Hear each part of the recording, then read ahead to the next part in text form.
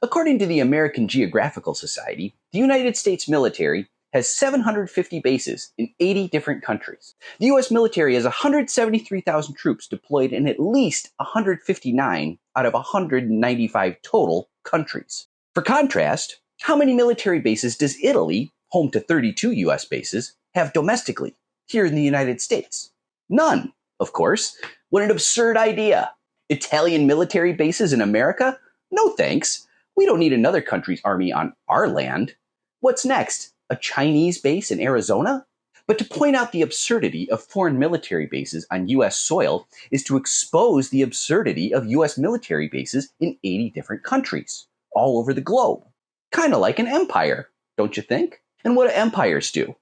Conquer, rape, pillage. But American troops are not necessarily the ones doing the raping and the pillaging. It's Western society's capitalist enterprises who are really cashing in. Our brave men and women are sacrificed for the glory of share price and dividends. Once you know this, it's possible to see that aggressive military policies are rational. The goal, as Michael Parenti says, is to make the world safe for multinational corporations and their capital accumulation. Of course, the US government cannot ask Americans to sacrifice their sons and daughters for ExxonMobil or JP Morgan Chase. Instead, we're told that military interventions are for freedom or national security or the ever-nebulous US interests. Have you ever heard of Major General Smedley Butler? He won the Congressional Medal of Honor, the military's highest honor, twice. That's more impressive than an EGOT. So there's no way to question Butler's patriotism. He proved whatever he had to prove. The Major General wrote a short book, not much more than essay length actually, called War is a Racket. He writes, "War is a racket. It always has been.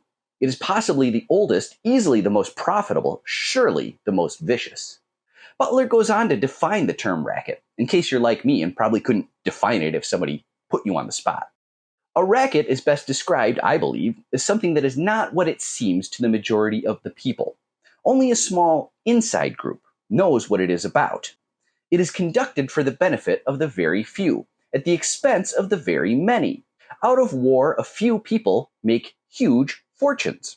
Butler describes how, during his service in the Marine Corps, he acted as a gangster for capitalism. He writes, "I helped make Mexico, especially Tampico, safe for American oil interests in 1914. I helped make Haiti and Cuba a decent place for the National City Bank boys to collect revenues in. I helped in the raping of half a dozen Central American republics for the benefits of Wall Street." He goes on to describe more jobs as muscle in Nicaragua, Dominican Republic, and China too. This is why America's war machine exists. War is good for business. Just think, if the US wasn't using deadly force somewhere, American military companies could fail. Not having war is bad for share prices. Peace is bad for business. An embargo on arms to Israel would mean that American shareholders would lose money. Who do you think is more important to the establishment in America? Wealthy American shareholders or Palestinian civilians? To know the answer is to know why so few politicians will lift a finger to stop a genocide. Running a country for business interests means that sometimes business interests dictate when the country should go to war. Corporations and wealthy interests dictate to our government what it should do. This is what happens when you have a money-driven political system. Money dictates politics, and there's a lot of money in warfare. We're told over and over again that spending close to $1 trillion every year on the military is necessary to protect the American people. The American public is told that we don't have enough money for universal health care or free higher education or to feed and house the poor, or even the capacity to take care of our disabled people in anything other than poverty conditions. But the budget for our military is practically endless because, like Smedley Butler said, the military is performing a valuable service for American and Western business. You can tell how powerful an interest group is by how much money our government spends on them. Nobody gets more money than the military.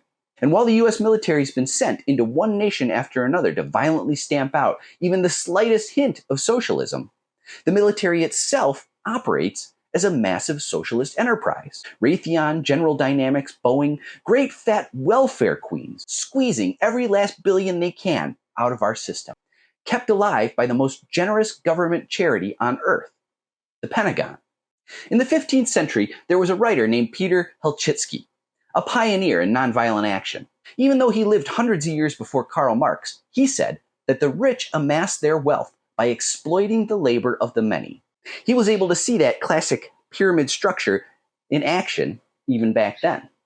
He also said that war was a conspiracy where the poor are tricked into fighting to protect the privileges of the rich. Kind of makes you think.